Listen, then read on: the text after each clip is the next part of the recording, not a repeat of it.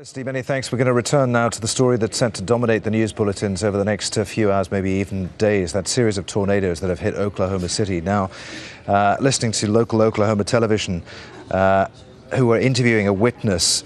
The witness said that they saw people, or the witnesses are, pulling the kids out of one of the schools that was hit. At least 2 schools were destroyed, one of them a kindergarten. And we're not sure of the condition of the children, but there were children in the building at the time, hadn't managed to get to shelter. The pictures you're looking at now are live from Oklahoma City. I'm not entirely sure what we're looking at here because this is being shot from a news agency helicopter, but certainly there are people there frantically searching through the rubble of what once was a building. Let's get some expert opinion now from Jeff Masters, who's Director of Meteorology at the Weather Underground. He's on the line from Ann Arbor in Michigan. Jeff, it looks like, this was a massive storm.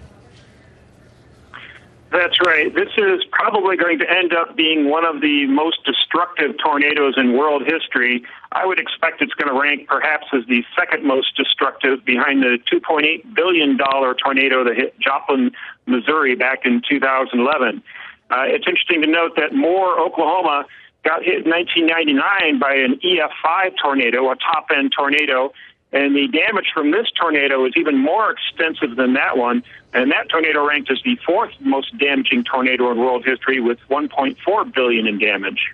Why was this tornado so destructive, Jeff? Is it just pot luck that it happened to strike in a populated area, or is there some meteorological reason for it? The tornado season this year had got off to a late start because of the cold spring.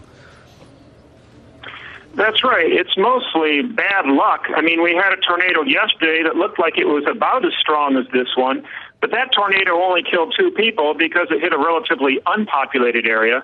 But whenever you get one of these 1 or 2 kilometer wide tornadoes that does happen to move over a highly populated area, then you're going to start adding up the damages in the billions, and that's going to be the price tag of this tornado. And Jeff, while I've got a real meteorologist on here, I want to ask you, for the benefit of our international viewers who maybe don't understand why this part of the United States is hit by this kind of the weather, why they call it Tornado Alley. What is it about the weather systems in this part of the world that bring these devastating storms at this time of the year? That's right. The conditions needed to get a tornado are relatively rare, and they happen more often in the Midwestern U.S. than any other part of the world. In fact, the city that got hit today, Moore, is part of Oklahoma City, which has been hit over 100 times over the past 100 or so years, more than any other city in the world.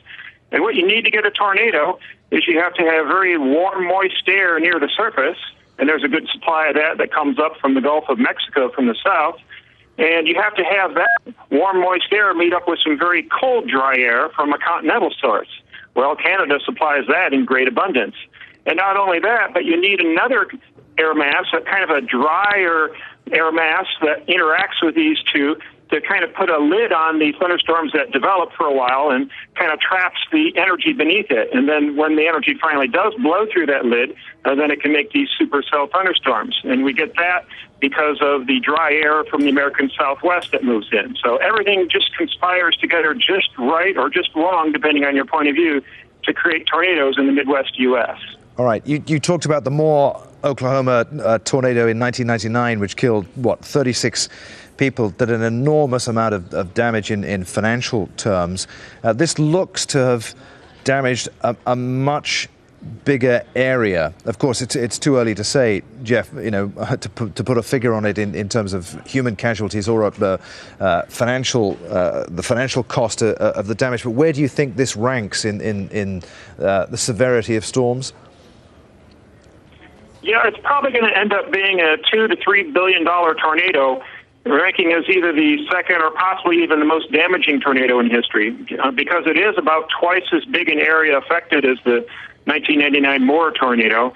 And it did hit during the middle of the day when, there are a lot of businesses are open, and unfortunately the death toll might be rather high because of that. Jeff, many thanks indeed for sharing your expertise. Really appreciate it. That's the Director of Meteorology at the Weather Underground, Jeff Masters, there on the line from Ann Arbor in Michigan. Just to remind you then that These tornadoes, we don't know how many of them actually touched down here, but certainly there was one tornado that's done an enormous amount of damage to this suburb of Oklahoma City. Here it was on the ground at least an hour ago, 90 minutes or so ago, set off fires, as you can see, as it destroyed buildings and ruptured gas pipes, destroyed entire neighborhoods. We understand that it was on the ground for at least an hour, wreaking that destruction across that huge area.